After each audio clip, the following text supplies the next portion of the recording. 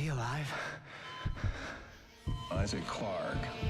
I'm going to show you some images, and I want you to tell me about them.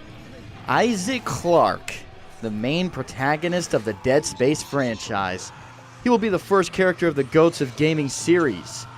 This is a massive spoiler alert.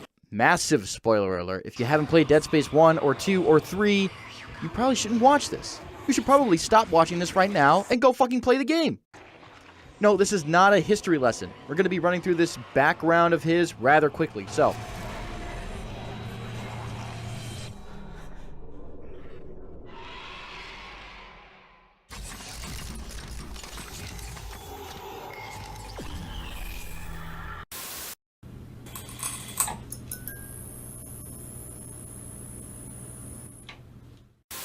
Isaac Clarke was born June 5th, 2465. His father was a ship designer and his mother was a batshit crazy unitologist. Isaac ended up following his father's footsteps for the most part, becoming an electrical engineer. His dad took off early on, leaving Isaac to his mother.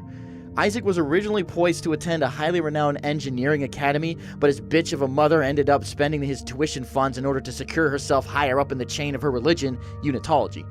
This obviously pissed off Isaac, who now hated the religion. However, he still had enough money to attend a run-of-the-mill, probably some space community college, and got his degree from there.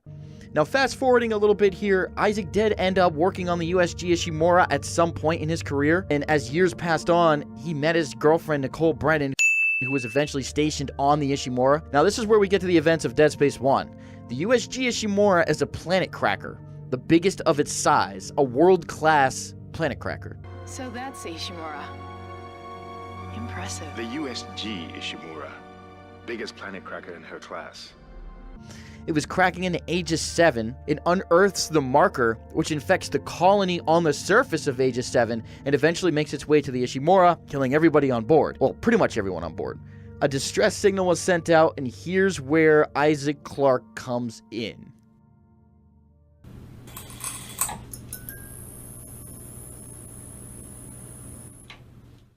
Now, I know what you're thinking. How in God's blue earth could Isaac Clarke be one of the greatest characters of gaming when he doesn't even speak a word in Dead Space? Well, that's where Dead Space 2 comes in, motherfucker. In the second game, we get a much better sight inside Isaac as a character and just how much ingenuity he has as an engineer. For example, not only does he literally stick his hands inside of these electrical boxes to unlock doors and turn the power on and off, he also builds himself a plasma cutter in just a few seconds.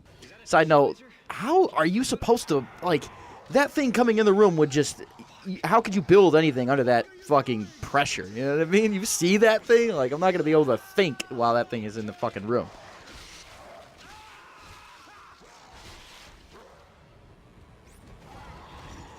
He also has been encrypted with the schematics from the marker. Now, the information given to him in this manner is very dangerous. It makes the average person go insane because the marker is actually bombarding you with so much data that you can't process it. Just imagine that. Your IQ literally has to be high enough in order to maintain enough sanity to continue on with your life. So in other words, if you're not smart enough, you're fucked. Like Strauss, for example. Subject is Nolan Strauss, Station 158. Symbols whisper to me. And what did the symbols whisper to you? Come on, Strauss, what? It was just short. It was just short, but it put so much stuff in my head, so much shit in my head. There's no more room for anything.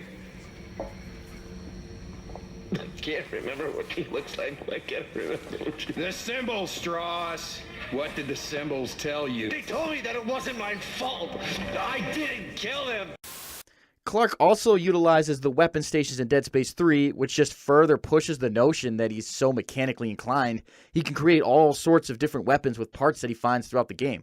Listen, Isaac is building all types of shit. He walks up to a bench with all these parts and binds together a fucking death weapon that could blow your head clean off your shoulders.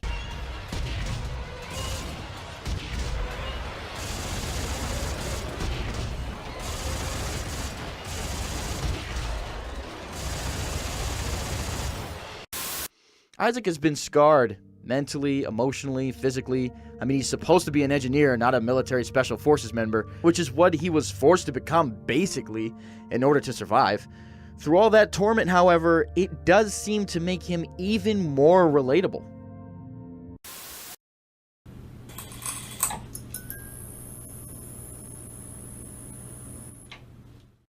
Isaac has had his fair share of hallucinations. He hears voices in his head and fights beings that don't physically exist, but there is enough there, enough sanity for you to empathize with him. The fact he lost his girlfriend Nicole aboard the Ishimura and that the marker makes him see her all the time just deepens his character. In fact, he actually never finds her body. He never runs into Nicole as a necromorph. He doesn't find her body lying on the ground. I mean, if you could ever think of someone you love passing away, or even a divorce or a nasty breakup, having them haunt your dreams is something that people have to deal with in life. So to see a character deal with that in a more exaggerated version of that in a game, I feel as though is important. I think it's unique.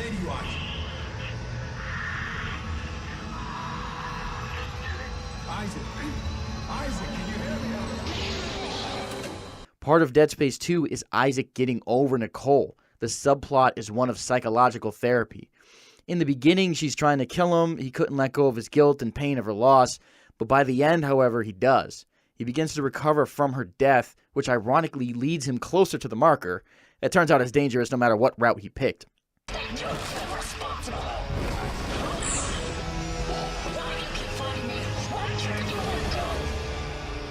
Consuming my everything.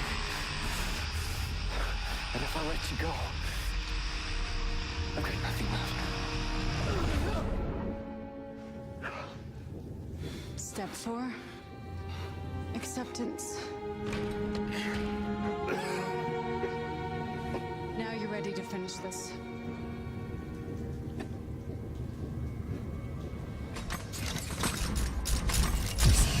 Now, Isaac suffers many other delusions and hallucinations along the way besides Nicole. Just to add some insult to injury, Ellie is a woman Isaac meets in the second game, and they end up having a relationship. But in the third one, Ellie ends up leaving him for good old Norton. Norton, open the cage. No.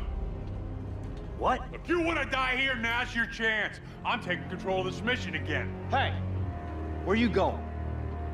Saving Ellie. Norton! Norton! Norton! A guy who's not half as smart or lethal as Isaac. I really don't see how you could leave the dude who literally saved your life, even though she returned the favor. But more importantly, though, Isaac fought alongside you against these fucking things.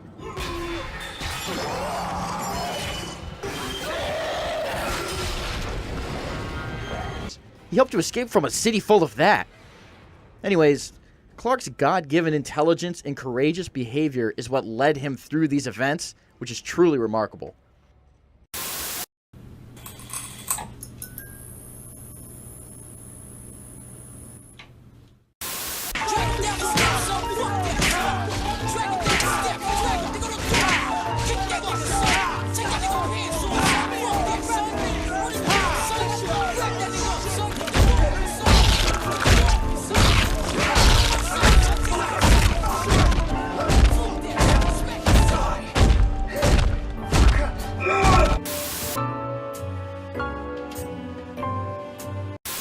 Isaac Clarke is a fucking savage.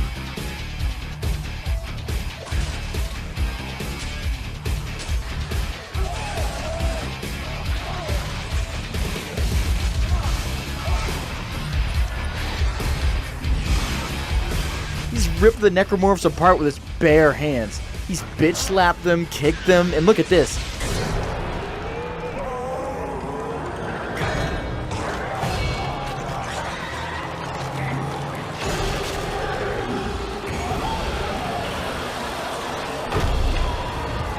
Just headbutted that thing. Are you fucking kidding me?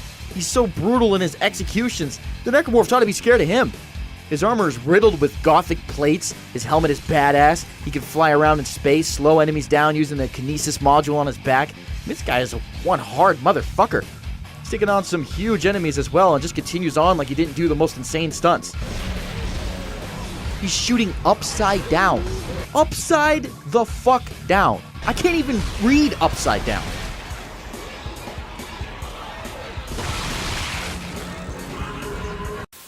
Yet through this all, he's not the Master Chief or Kratos, where his personality revolves around him being a stone-cold killer. He's actually a lighthearted guy. He sincerely tries to help Strauss and Ellie in Dead Space 2. He will easily give his life to save someone else, which gives him that hero persona. You got life support, comms. Hey, you gotta be rescued. You caused it. I need you to be rescued. I couldn't save Nicole, but I can save you, Ellie. So, bye.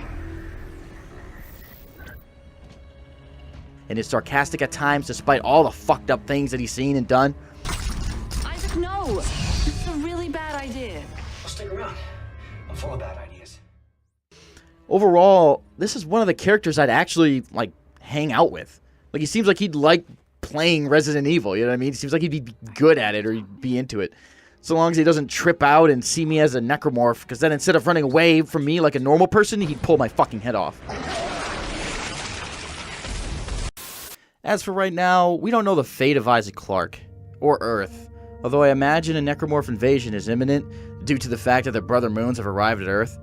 But as for Clarke, death really wouldn't seem like a bad idea at this point. Through all the blood and misery, trauma and pain, how could one maintain a healthy lifestyle? We will not see Isaac again for a long time due to EA shutting down the developers of Deadspace Visceral Games, but Isaac will live on in the hearts of the fans who I'm sure would love for him to come back. I personally think Deadspace will be sold one day, or at least picked up by another development team years and years from now. But as for right now, Isaac is on a ship that looks like it's about to crash into a brother moon, so that ought to be interesting, assuming he survives it.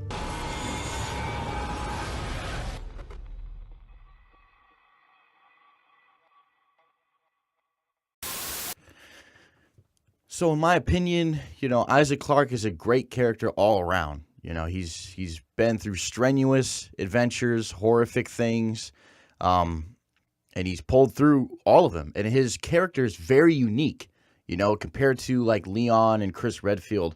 Isaac Clarke has a very, very unique story in his personality. Everything woven around him is taken with the utmost care. It's surprising for a survival horror game for him to be such a robust character. And the voice actor Gunnar Wright did a magnificent job with Isaac Clarke. He really did.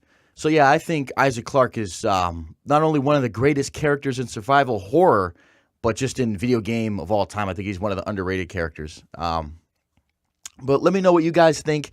You guys like Dead Space? Don't like Dead Space? Too scary? Not scary enough? You think Isaac Clarke is one of the greatest? Maybe not so much.